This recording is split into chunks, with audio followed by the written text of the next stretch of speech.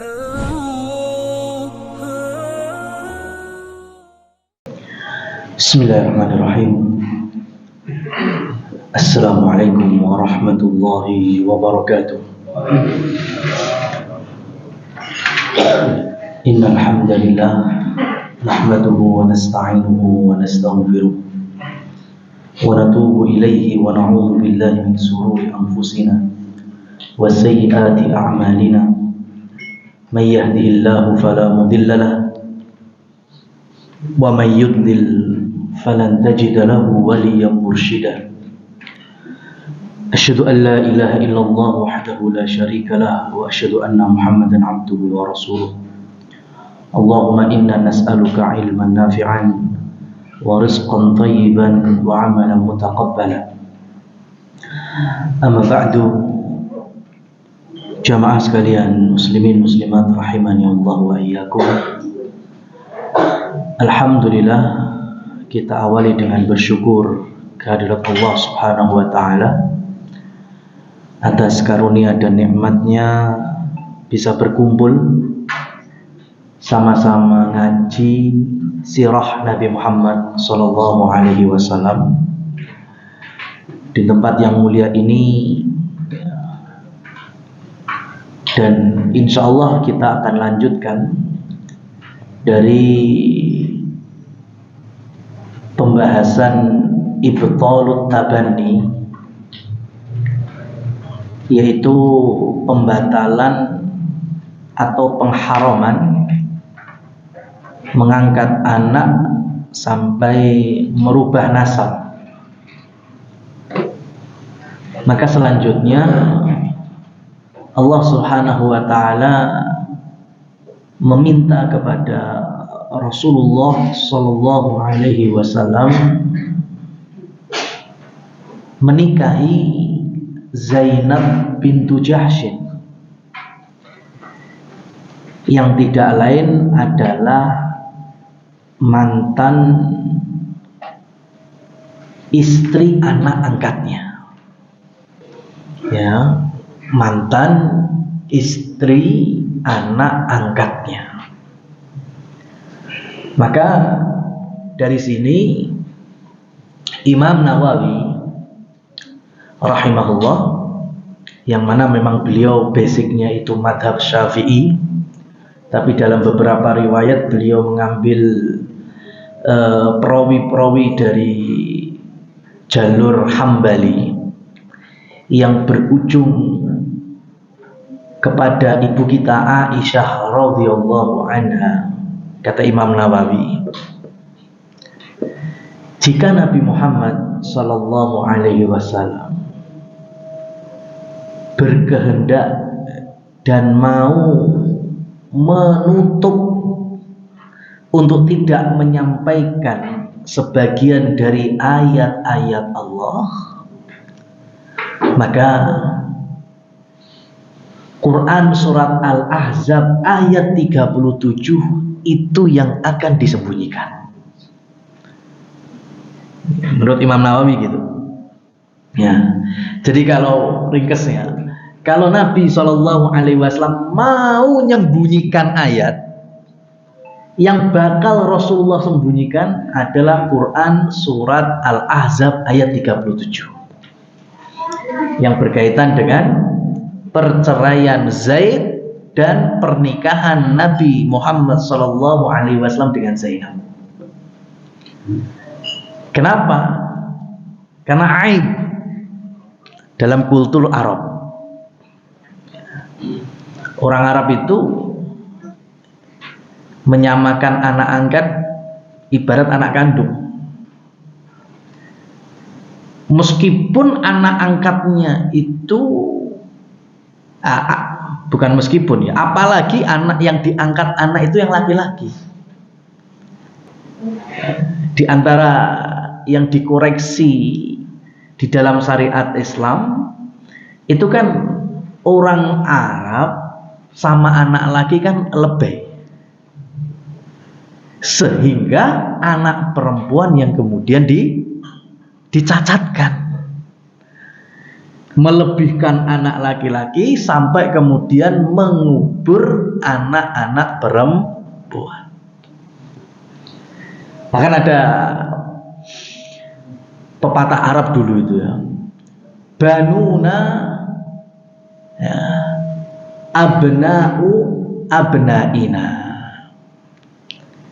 Jadi nasab kita ini terjaga dengan anak laki-laki anak-anak kami yang laki-laki. Paham maksudnya? Jadi sebetulnya kalau kita punya anak laki-laki kemudian berkeluarga punya anak laki-laki lagi, berarti kan cucu laki-laki. Berkeluarga punya anak laki-laki lagi kan cicit, buyut ya, laki-laki. Itu hakikatnya semakin ke bawah, yang penting dari jalur anak laki-laki tetap anakmu, tetap anak. Makanya terjaga nasabnya. Berbeda dengan anak perempuan. Karena ketika anak perempuan nanti nikah, kan yang ngambil orang laki-laki, orang asing. Kalaupun hamil dan melahirkan, anaknya yang dilahirkan dinasabkan ke siapa? Ke suaminya. Sehingga loh sudah ya, anak wedokmu mandek di situ nasabmu. Nggak bisa melanjutkan karena dia akan melahirkan nasab dari suaminya. Sehingga dari sini orang Arab itu kalau ke anak laki-laki, masya Allah, bahkan anak angkat pun laki-laki disamakan dengan anak kandung. Dan termasuk ayat hiburan bagi Rasul Sallallahu Alaihi Wasallam. Inna a'tainakal kautsar fasolli li rabbika wanhar inna syani'aka huwal abtar.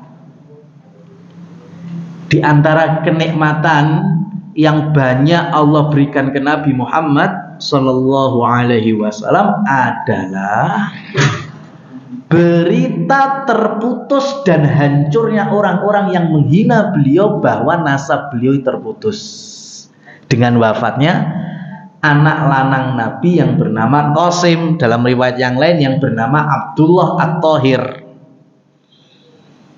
ya. Sehingga saat itu orang-orang musyrik Mekah mulai menghina Nabi, nasabnya terputus karena anak lanangnya sudah nggak ada. Inna syani'aka huwal abtar. Abtar itu artinya terputus.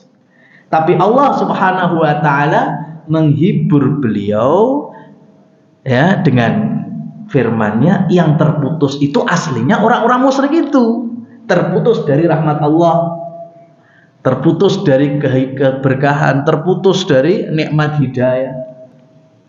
Ya. Jadi Rasul Shallallahu Alaihi Wasallam dihibur dengan ini. Nah, ma'asyiral muslimin wal muslimat yang dirahmati oleh Allah.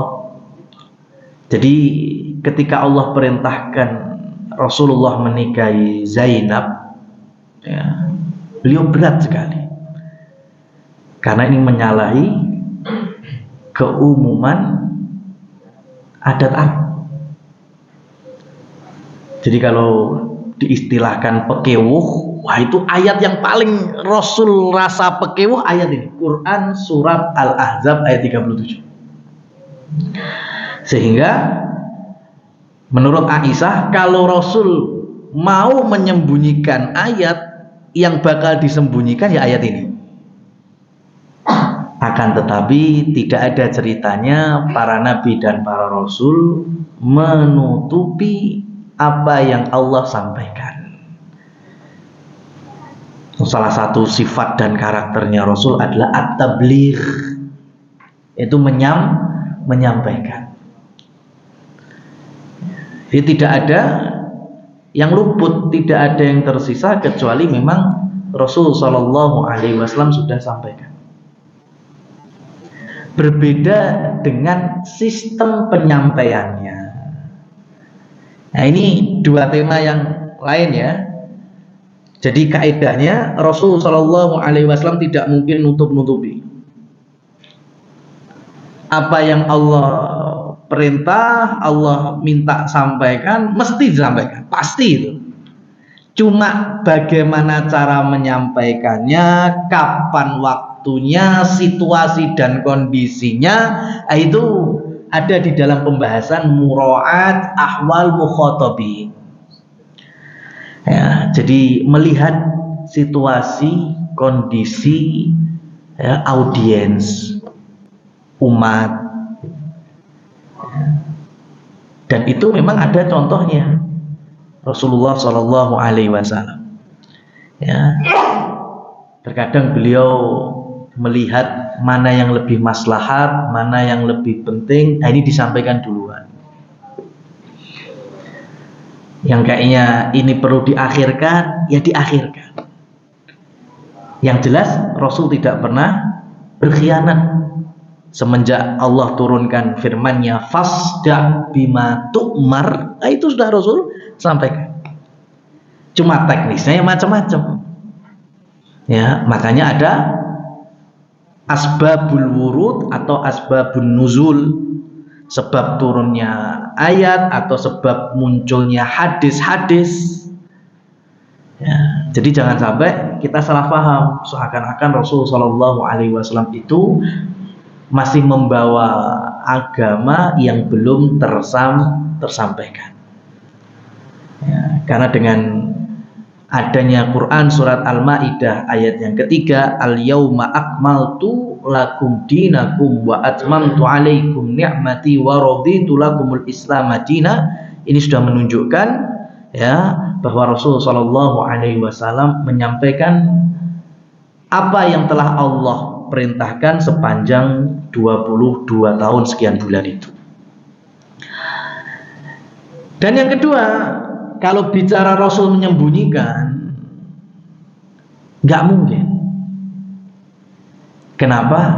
Sekarang begitu banyak ayat-ayat teguran. Rasul ditegur. Contohnya surat Abasa wa Tawalla.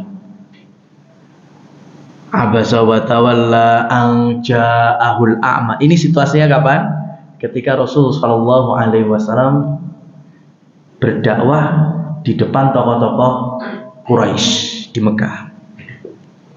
Kemudian datanglah orang buta miskin, bukan tokoh, namanya Abdullah bin Ummi Maktum. Datang kepada Rasul pengen ilmu, haus hidayah, petunjuk. Tapi Rasul saat itu fokus dan perhatiannya kemana? Ke bangsawan-bangsawan Arab itu. Ya, saat itu beliau cuek kepada Abdullah bin Ummi Maktum. Maka Allah Subhanahu wa Ta'ala tegur dengan turunnya Abasa wa Tawalla. Ya, engkau palingkan wajahmu wahai Muhammad anja'ahul a'ma, ketika ada sosok yang buta mendatangimu. Ini ayat teguran. Rasul tutupi apa enggak? Enggak. Saya cuma ngasih gambaran gini aja. Umpama di kajian ini saya ambil foto cekrek enek sing ngantuk. Ya, atau saya broadcast di grup kajian Al-Ikhlas, ya, Safira, Mas Kai ngantuan, antum terima apa enggak? Ya, enggak mungkin terima, ya, malu, ya, tersinggung, sensitif, macam-macam, manusiawi, ya. Kalau bisa gimana caranya pokoknya dihapus. Padahal real enggak itu? Real, pacar lagi ngantuk. Ya. Tapi sebisa mungkin disembunyikan. Lihat Rasul Shallallahu Alaihi Wasallam yang negur bukan sembarangan, Allah Subhanahu wa Ta'ala, bukan panitia kajian. Ya, langsung Allah Subhanahu wa Ta'ala yang menegur beliau. Tapi beliau sembunyikan? Enggak. Sampai hari ini kalau kita baca Quran, abasa wa tawalla ditujukan ke siapa? Ke Nabi. Kalau kita baca At-Tahrim, ya ayyuhan nabiyyu lima tuharrimu ma ahallallahu lak, kepada siapa ini? Kepada Rasul sallallahu alaihi wasallam. Ya. Jadi ini kaidahnya bahwa di antara konsekuensi wa asyhadu anna Muhammadar Rasulullah, kita yakini bahwa Rasul telah menyampaikan agama ini secara sempurna. Beliau tidak sembunyikan satu ayat pun, bahkan satu huruf pun. Ya.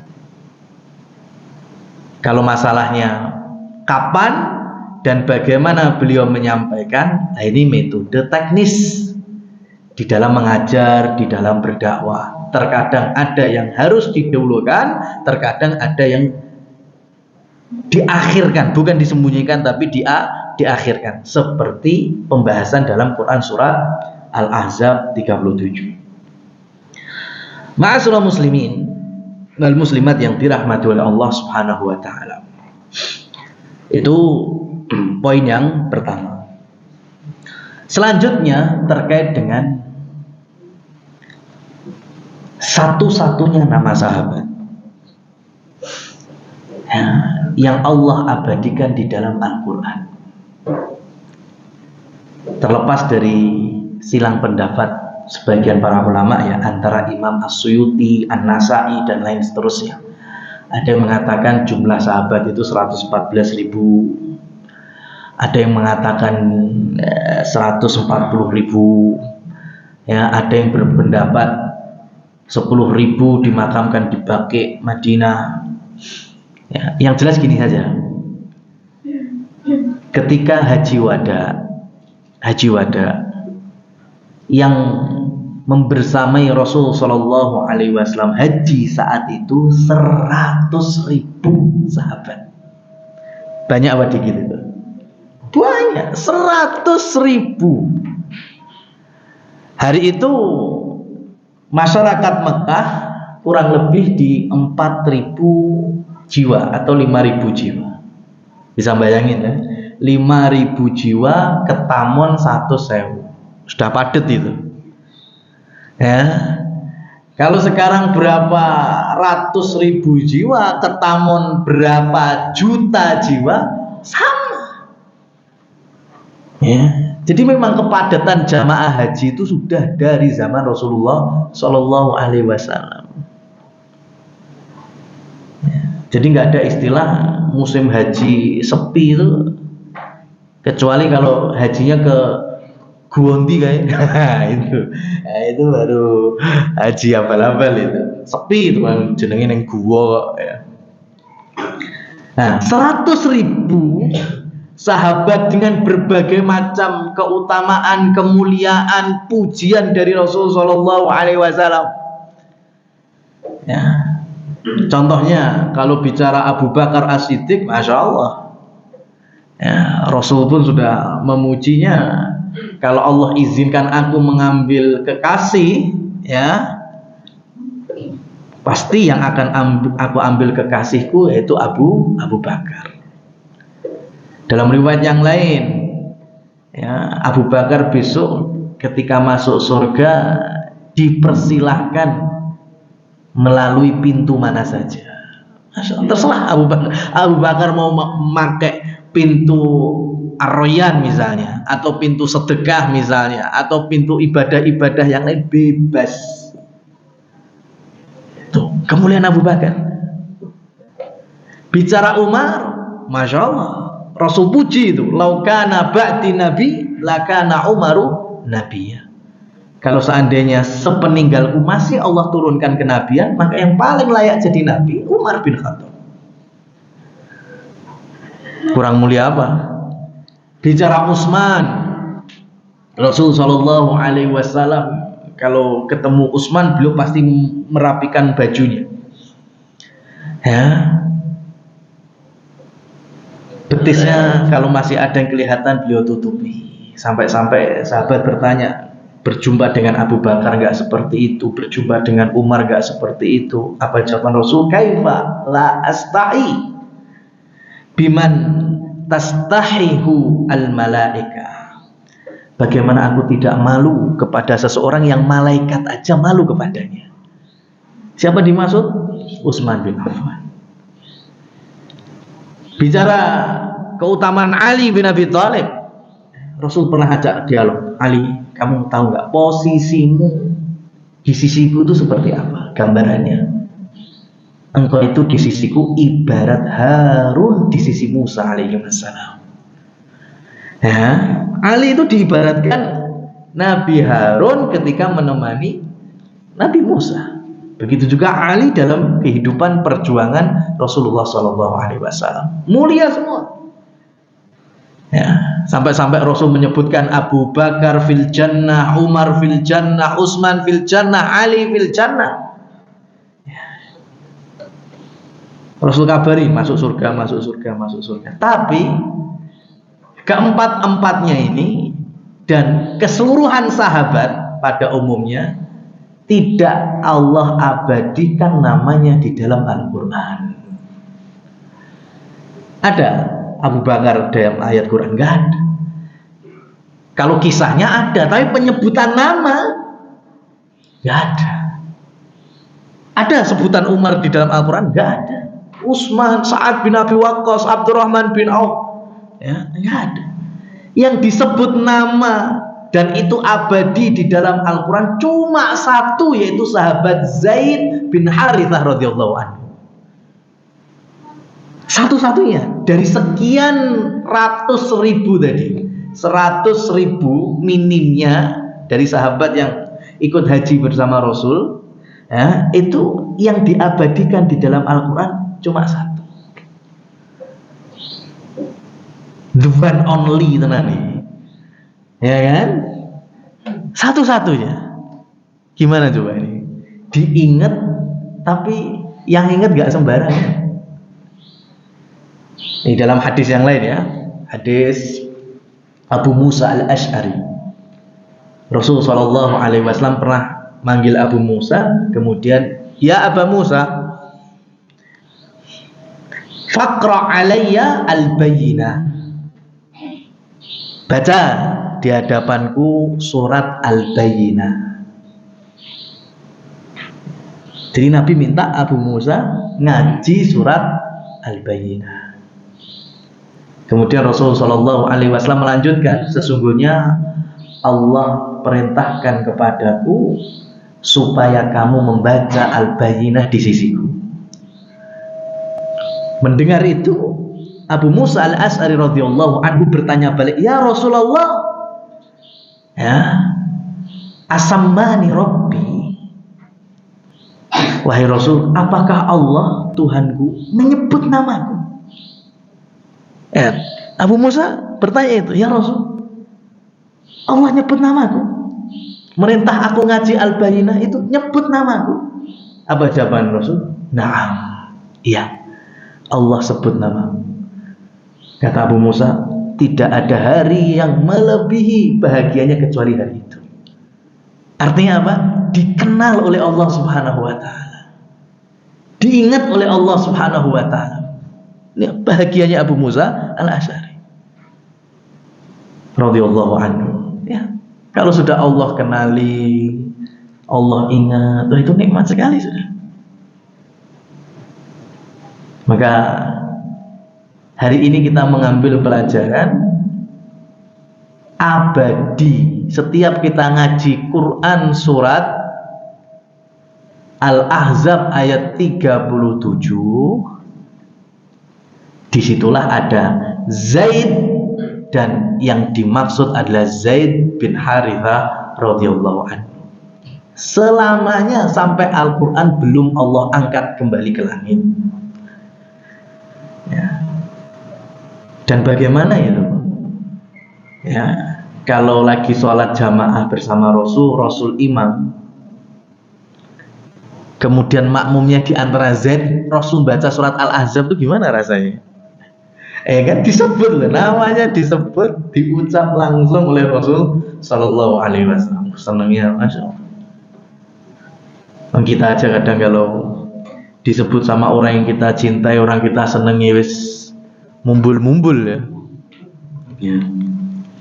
Baik, sekarang kita coba baca ayatnya. Wa ittaqulu, Allah Subhanahu wa taala berfirman, wa ittaqulu lilladzi an'ama Allahu alaihi wa an'amta alaihi amsik alaika zawjak wattaqillah wa tukhfi fi nafsika mallahu mubdihi wa tahshan nasa wallahu ahaqqu an tahsyah falamma qada zaidum minha watara. Ini ya, falamma qada zaidum minha watara, ada kata z-nya. Zawwajnakaha likai la yakuna 'alal mu'minina harajun fi azwaji ad'iyaihim idza qadhu minhunna watara wa kana amrullahi maf'ula.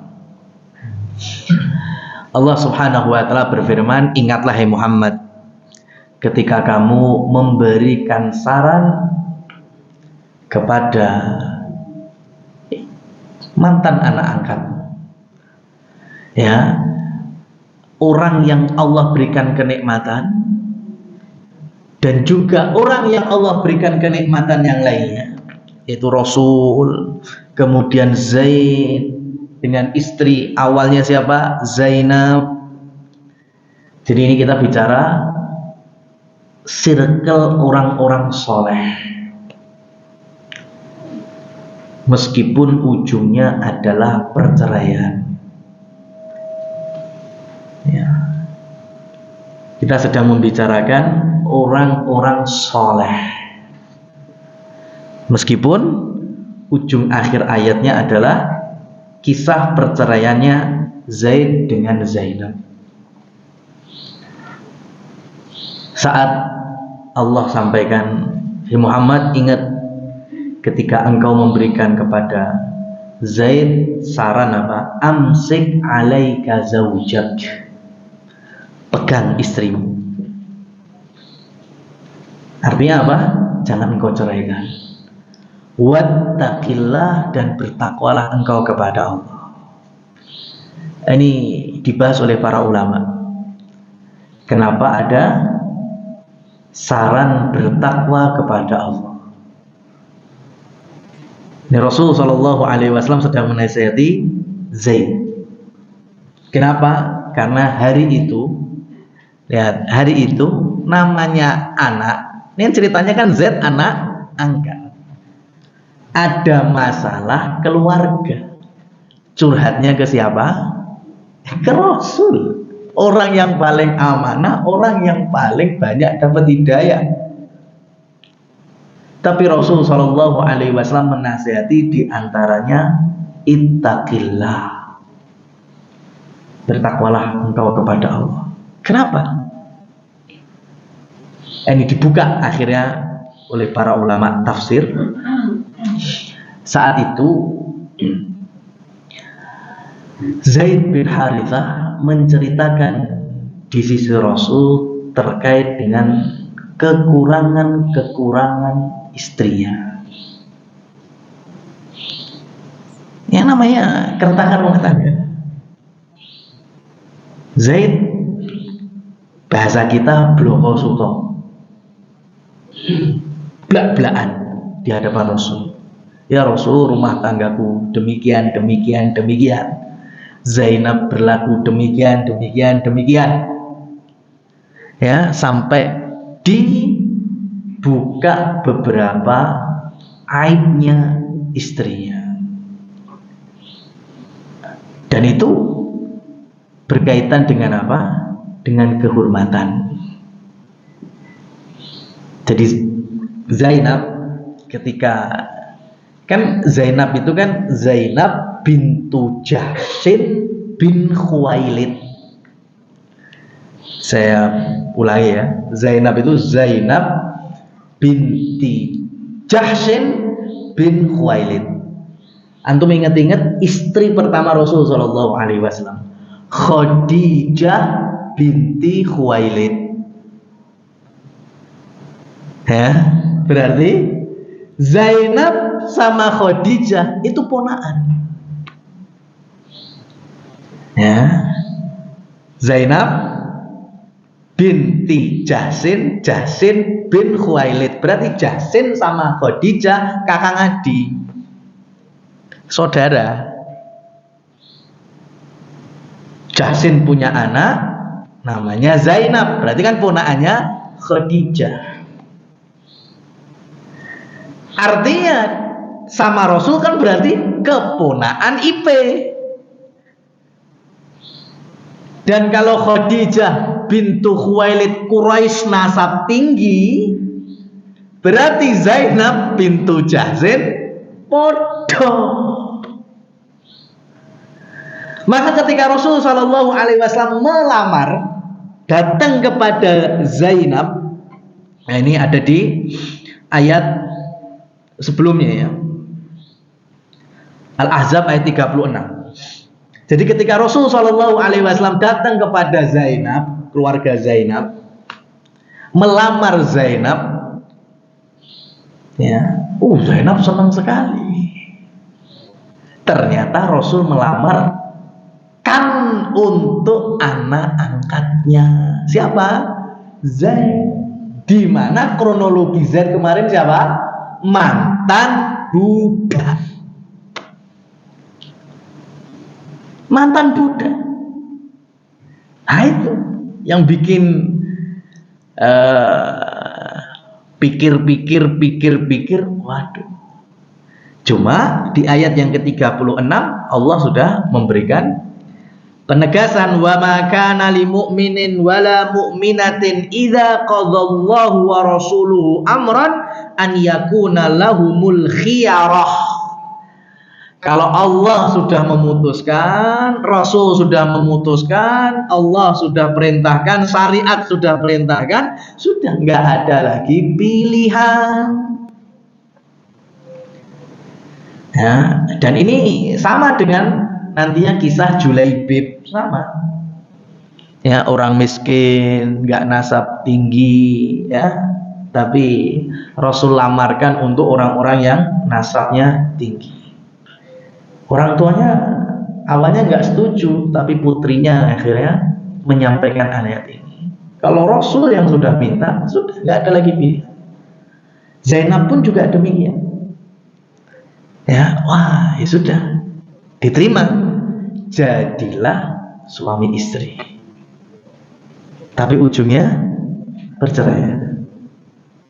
Zaid soleh apa enggak? Soleh. Zainab soleh. Maka dari sini sebetulnya kalau pengen ngambil kriteria menikah itu jangan soleh paling pok. Mau nikah kriteria yang penting soleh. Nah, ya jangan dijadikan paling pok. Soleh soleha itu malah anak tangga pertama. Ya, anak tangga pertama. Soleh kemudian baru lagi ya atasnya apa, baru lagi atasnya apa, yang kemudian dikenal dengan al-kafa'ah atau sekufu. Ya. Karena ini penting dalam rumah tangga. Buktinya sih. Jadi keretakannya karena ketika ada masalah, Zainab itu bisa membahas masalah kehormatan nasab. Ya, aku ini datang dari keluarga Quraisy. Nah, sampean datang dari budak. Habis suami kayak gitu. Ya. Kepemimpinan kepala keluarga habis. Itu yang membuka keretakan. Maka terkadang kalau belajar ummahatul mukminin, istri-istri Rasul Shallallahu Alaihi Wasallam, itu kan apalagi kalau kajian muslimat, wah itu pengen para muslimat itu kalau membahas istri-istri Nabi itu ujung-ujungnya kayaknya gue banget gitu ya.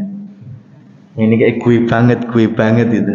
Tapi kalau masuk ke dalamnya, bagaimana perjuangannya, kesabarannya, nah itu baru jauh sekali. Ya, koyok-koyoknya pengen koyok Khadijah semuanya. Tapi bisa nggak seperti Khadijah? Dimana antum coba ngatamin Bukhari, ngatamin Sahih Muslim. Wallahu a'lam. Ini sepanjang saya ngaji beberapa hadis itu, tidak ada riwayat Khadijah itu berkata kasar atau melebihi suaranya dari Rasul Shallallahu Alaihi Wasallam, baik sebelum jadi Nabi atau sudahnya. Ayo, gue banget gitu Khadijah. Ayo dong. Nggak ada satupun riwayat. Coba antum cari aja riwayat Khadijah pernah marah dengan Rasulullah gitu aja. Nggak ada. Makanya Allah berikan salam, Allah lewat malaikat Jibril nyampaikan surganya sudah jadi, surga yang tidak ada kebisingan dan surga yang penuh dengan kenyamanan. Kenapa? Kok tidak dijelaskan surga yang tidak bising, surga yang nyaman? Karena seumur hidup perjalanan rumah tangga bersama Rasul, Khadijah tidak pernah bikin bising Rasulullah SAW. Nah, itu biasanya baru hilang, gue bangetnya baru hilang. Nah, jadi soleh dan solehah itu jangan dijadikan paling atas, tapi dijadikan anak tangga pertama.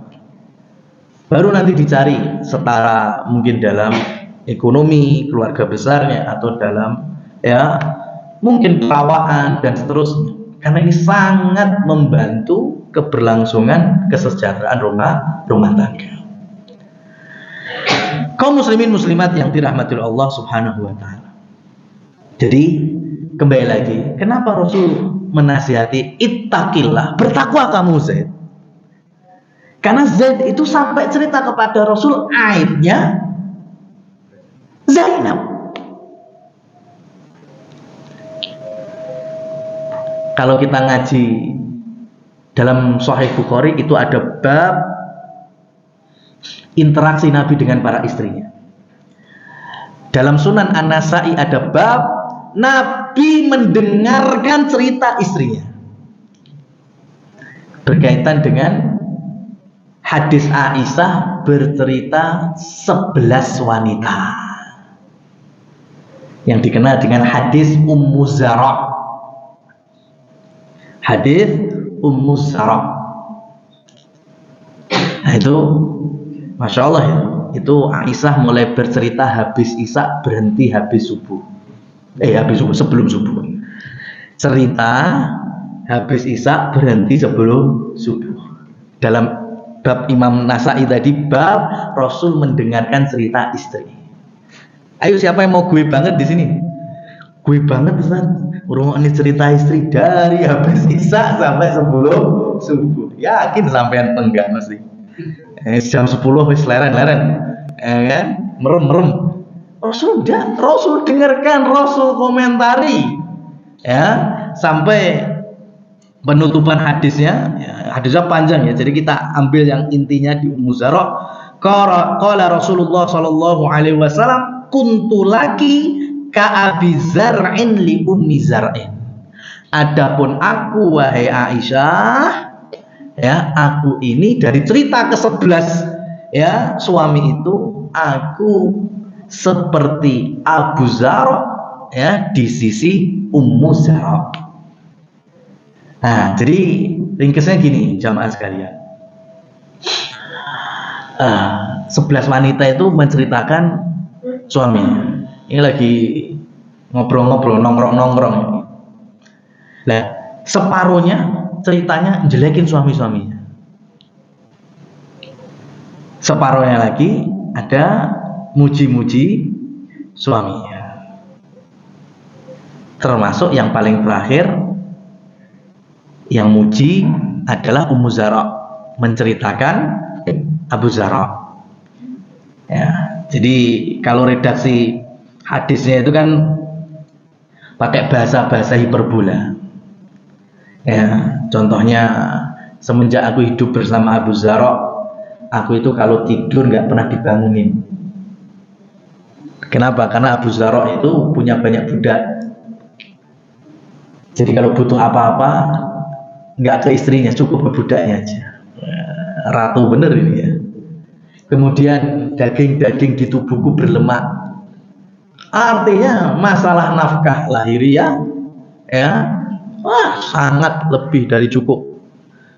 Ya, bahkan ya telingaku dan leherku diberatkan oleh perhiasan-perhiasan. Masya Allah. Ya, seperti itu. Dipuji Abu Zarra. Kemudian Ummu Zarra melanjutkan, dan kalau aku melihat anak-anak dari Abu Zarra, itu pun juga mencintai aku, menghormati aku. Begitu juga ketika berjumpa dengan orang tuanya Abu Zarra. Siapa berarti? Mertuanya kan? Itu juga mencintai aku, menghormati aku. Itu dikisahkan. Sampai suatu ketika aku melihat Abu Zarra berjumpa dengan wanita, kemudian menikahinya dan menceraikan aku. Dan aku pun akhirnya menikah, ya, dinikahi lagi sama laki-laki yang Masya Allah, ya, suami yang saat itu baik, ya, baik juga. Tapi kata Ummu Zarra, kebaikan yang ada di suamiku tidaklah melebihi kebaikan di nampannya Abu Zarra. Ya, jadi sudah punya suami lagi, suaminya baik, ya, berinteraksi dengannya juga penuh kebaikan. Tapi di dalam hadis Ummu Zarra mengkisahkan kebaikan suaminya sekarang tidak lebih dari senampan kebaikannya Abu Zarra. Kenapa Rasulullah SAW memuji Ummu Zarra? Kenapa? Karena dari 11 para istri tadi yang bercerita, sebagiannya memuji suami-suaminya itu karena status mereka masih suami istri. Adapun Ummu Zarra, ya, bercerita kebaikan Abu Zarra sesudah bercerai, tapi masih diceritain baiknya.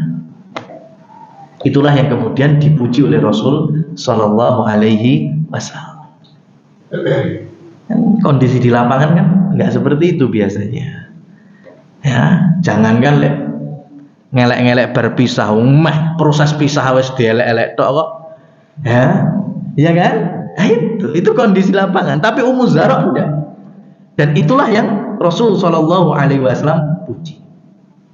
Ya, maka melalui hadis ini Rasul Shallallahu Alaihi Wasallam menasihati Zaid untuk bertakwa kepada Allah. Kenapa? Karena jangan buka aib istri. Padahal di mana itu curhatnya di siapa? Di Rasul Shallallahu Alaihi Wasallam. Bukan orang sembarangan. Tapi Rasul tetap nggak mau untuk menjaga kehormatan kaum muslimin dan muslimat. Masya Allah. Ya. Jadi cukup diceritakan yang globalnya saja. Tapi yang namanya anak kepada bapak kan pengennya belak-belakan semua. Maka Rasul sampaikan ittaqillah. Ya. Ma'asyiral muslimin wal muslimat yang dirahmati Allah, sebagian para ulama juga memberikan syarahnya bahwa kenapa yang Rasul perintahkan ittaqillah adalah suami, yaitu laki-laki Zaid bin Harithah, ya memang karena kesabaran yang diminta di dalam wa'ashiruhunna bil ma'ruf itu adalah suami atau laki-laki. Ya. Maka termasuk di antara akhlak yang baik itu ketika ada orang yang tidak mau bercerita tentang aib pasangannya, ya, ketika proses mungkin sedang retak, ya, dengan alasan karena dia adalah istriku, dan ayatnya jelas, ya, hunna libasul lakum wa antum libasul lahun. Para istri adalah selimut pakaian untukmu para suami, dan suami adalah pakaian selimut untuk para istri. Artinya saling nutupi. Dan betapa beruntungnya juga seorang laki-laki yang akhirnya cerai tapi juga tidak mau membuka kembali cerita kenapa bercerai. Alasannya, dia sudah bukan lagi mahramku. Antara aku dengannya sudah orang lain. Ngapain juga aku kepo, ya, aku urus lagi. Masya Allah. Nah, itu yang pengen dimaksudkan oleh Rasul Sallallahu Alaihi Wasallam seperti itu. Ittaqillah. Kemudian, kenapa, ya, di ayat tadi Quran surat Al-Ahzab 37, ya, wa tukhfi fi nafsika mallahu mubdihi wa tahsyan nas. Engkau sembunyikan ya Muhammad, ya. Jadi ayat ini, ya, jadi malaikat Jibril itu sudah turun dulu menyampaikan kepada Rasul Sallallahu Alaihi Wasallam bahwa nantinya ini takdir Allah, Zaid sama Zainab pisah. Kemudian engkau diminta untuk menikahi Zainab. Tapi ketika Zaid datang, Rasul masih nasihati gimana? Amsik, pegang istri. Ya, nah ini apa kemudian Rasul menyembunyikan ayat? Enggak. Tadi Rasul menimbang. Coba sekarang saya cuma gini aja. Ini metode dakwah apa enggak ini kalau kayak gini? Zaid datang cerita, ya Rasul, saya ada keretakan rumah tangga gini. Tak kandani ya. Jibril wis medun. Kowe engko ki pegatan. Terus minggu Zainab tak nikahi. Coba gimana ya? Ya kan? Kan enggak lucu. Ya, maka Rasul Sallallahu Alaihi Wasallam menimbang. Rasul dah tahu ini nanti bakal cerai, tapi Rasul masih nasihati, amsik, sabar dulu, pegang dulu istrimu. Dan antum tahu itu ada dua tafsir. Tafsir yang pertama, saran amsik alaika zaujak itu sama Zaid disabar-sabari 1,5 tahun. Riwayat yang kedua, Zaid itu sabar-sabari sampai 5 tahun. Jadi bahasanya ngempetnya itu 1,5 tahun sampai 5 tahun. Ya, meskipun ujung-ujungnya cerai. Jadi nggak hitungan hari, nggak hitungan bulan, tahunan. Ya, masya Allah. Jadi Rasul nggak nyembunyikan, Rasul juga memandang, nah ini yang maslahat, ya, untuk keluarga ini yang sedang. Kan Rasul jadi penengah, ya, otomatis ya harus bijak. Sabar, pegang dulu istrimu. Meskipun nanti ujung-ujungnya ayat berikutnya, falamma qadha terusannya falamma qadha Zaidun minha waqara zawwajnakaha, dan saatlah tiba keputusan Zaid untuk menceraikan istrinya, maka Allah nikahkan engkau dengannya. Nah, disinilah intinya kajian kita. Rasul tidak pernah menyembunyikan. Yang kedua, kenapa nama Zaid diabadikan? Ini kan otomatis nih, tadi kan the one only kok. Maka dibahas oleh para ulama, apa sebabnya itu apa? Sebabnya adalah mahkota kebesaran kesabaran Zaid. Ya, nggak ada yang bisa mengungguli kesabaran Zaid. Dari sudut pandang mana? Dari sudut pandang pertama. Ya benar, sabar itu kan macam-macam toh. Sabar pertama dalam ketaatan kepada Allah. sabar kedua meninggalkan larangan Allah, sabar ketiga dari takdir Allah. Baik itu disebut musibah, sakit dan seterusnya. Tiga nih jenis sabar. Sabar taat, sabar ninggalin maksiat, sabar tentang takdir Allah. Semuanya punya kemuliaan.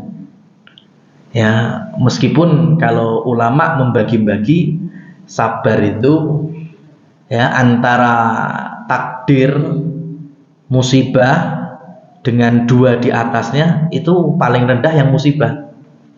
Kenapa? Karena nggak ada pilihan. Pasrah bahasanya. Dalilnya apa? Dalilnya kisah Nabi Yusuf. Nabi Yusuf ketika dicemplungkan ke sumur, musibah nggak itu? Musibah. Tapi yang Allah puji dalam kisahnya itu saat digoda sama Imro'atul Aziz, Zulaikha. Ya, kesabaran Nabi Yusuf menolak maksiat. Itu yang dipuji. Kenapa? Kalau dicemplung nih sumur nggak ada pilihan. Kecuali dulur-dulurnya ngomong, ayo tak cemplungnya apa ora, tak cemplungnya apa ora, ya mesti milih ora. Ya, pengen sakit apa sehat? Mesti pengen sehat. Ya, pengen marah atau pengen sugih? Ya mesti. Tapi kan nggak ada pilihan. Ketika kita pas sakit, ya sudah emang lagi takdirnya Allah berikan sakit.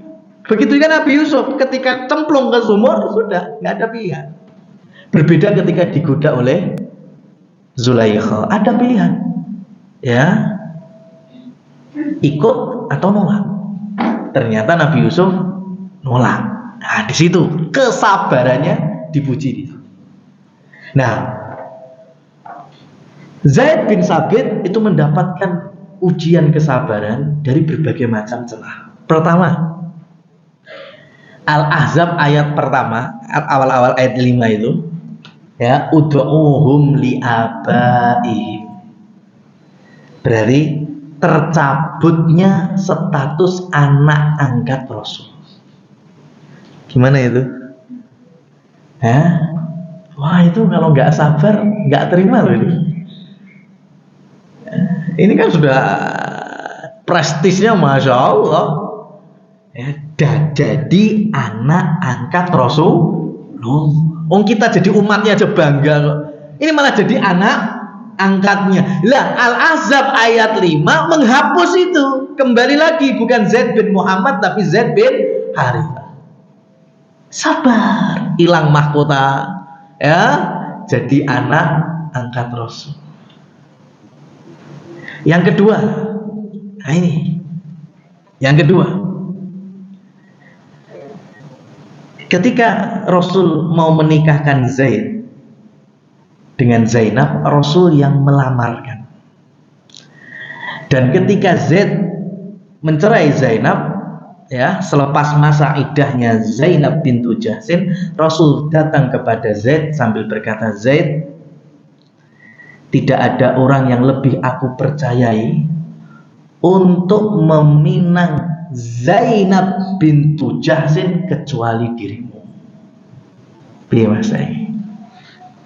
Jadi yang melamarkan Zainab untuk Rasul adalah Zaid bin Harithah. Coba kesabarannya di situ. Enggak nolak saya. Sami'na wa ata'na. Ya, jadi dulu Rasul melamarkan Zainab untuknya, dan di ayat 37 ganti Rasul minta Zaid melamarkan Zainab untuk Rasul. Ini wong-wongan bener ini. Makanya kemudian Allah abadikan namanya di dalam Al-Quran. Keluarga yang soleh, solehah, ya, meskipun diterpa dengan ujian yaitu cerai, dan akhirnya Zainab bintu Jahsin pun mendapatkan suami yang jauh lebih baik. Salah satunya juga dari sisi kafa'ah. Zainab bintu Jahsin Quraisy, ya, masih satu keluarga dengan Khadijah, dan Rasul juga Quraisy, bahkan Quraisy Bani Hashim, lebih mulia nasabnya, sehingga saat itu Zainab sudah tidak bisa lagi, ya, apa istilahnya, ngelangkai kehormatan dari suami. Sudah akhirnya stabil bersama Rasul. Nggak bisa sombong-sombongan karena nasab Nabi lebih mulia Bani Hashim. Wallahu a'lam bishawab. Jadi inilah akhir dari kisah pembatalan anak angkat dan juga pernikahan Rasul sallallahu alaihi wasallam dengan Zainab bintu Jahsy. Aqulu qali hadza wa subhanakallahumma wa bihamdika asyhadu an la ilaha illa anta astaghfiruka wa atubu ilaik. Wassalamualaikum warahmatullahi wabarakatuh.